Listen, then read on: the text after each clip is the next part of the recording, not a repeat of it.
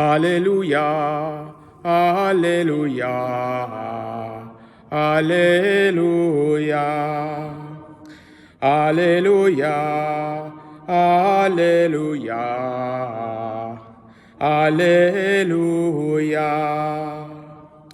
Tu es Pierre, et sur cette pierre je bâtirai mon église, et la puissance de la mort ne l'emportera pas sur elle. Alléluia, Alléluia, Alléluia. Le Seigneur soit avec vous. Évangile de Jésus-Christ selon saint Matthieu.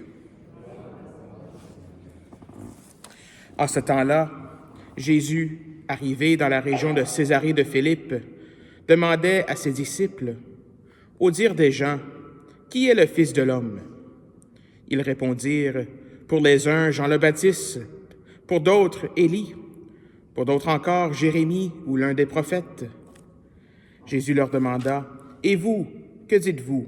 Pour vous, qui suis-je? » Alors Simon-Pierre prit la parole et dit, « Tu es le Christ, le Fils du Dieu vivant. » Prenant la parole à son tour, Jésus lui dit, « Heureux es-tu, Simon, fils de Jonas. Ce n'est pas la chair et le sang qui t'ont révélé cela, mais mon Père qui est aux cieux. Et moi, je te le déclare, tu es Pierre, et sur cette pierre je bâtirai mon Église, et la puissance de la mort ne l'emportera pas sur elle. Je te donnerai les clés du royaume des cieux. Tout ce que tu auras lié sur la terre sera lié dans les cieux, et tout ce que tu auras délié sur la terre sera délié dans les cieux. » Acclamons la parole de Dieu. Seigneur Jésus. C'est the words of the gospel sent to me.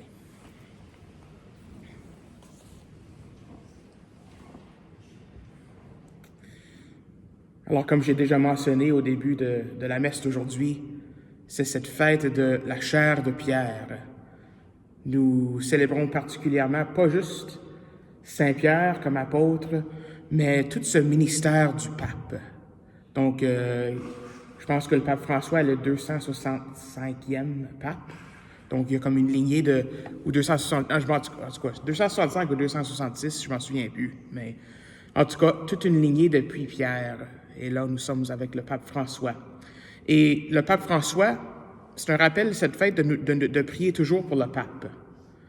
Pas juste quand il est malade, mais toujours, en tout temps, on prie pour le pape, qui est symbole de l'unité de notre Église. En fait, on fait ça à chaque messe, hein? Quand on prie la prière eucharistique, on mentionne le pape François, son évêque Marcel, notre évêque Marcel, et Yvan, son auxiliaire, etc. Ça fait une semaine que je ne l'ai pas dit. J'étais dans un autre diocèse la semaine passée. Alors, l'évêque là-bas s'appelait Kevin, en tout cas. C'était intéressant. Mais on fête aujourd'hui cette fête de la chair de Pierre, le 22 février. Ça tombe un samedi aussi. Un samedi, d'habitude, on célèbre Marie, hein, le samedi. On peut faire mémoire de la Vierge Marie. Et ça m'a fait rappeler de mon temps au séminaire. J'ai pris un cours sur l'ecclésiologie. Donc, je puise là-dedans un petit peu aujourd'hui pour mon homélie. C'est que l'Église a comme deux dimensions, si on veut, traditionnellement. Il y a la dimension pétrine, le profil pétrin, et la dimension mariale, ou le profil marial. Donc, pétrin et marial. Donc, qu'est-ce que je veux dire par cela? C'est que cette dimension pétrine, j'essaie d'avoir mon vocabulaire correctement, là, ma grammaire, mais en tout cas, cette dimension pétrine, c'est la hiérarchie de l'Église. Hein? On peut le voir comme, on a le pape, on a les cardinaux, on a les évêques, on a les prêtres, on a les diacres, on a tous les gens qui ont des dicastères, etc. On peut voir ça comme la hiérarchie, l'organisation de l'Église, cette dimension pétrine, si on veut. Donc, si on regarde à ça, moi, je suis 4 ou 5 étapes avant de devenir pape. En tout cas, ça, c'est la dimension pétrine, si on veut. C'est très hiérarchique. On a aussi la dimension mariale.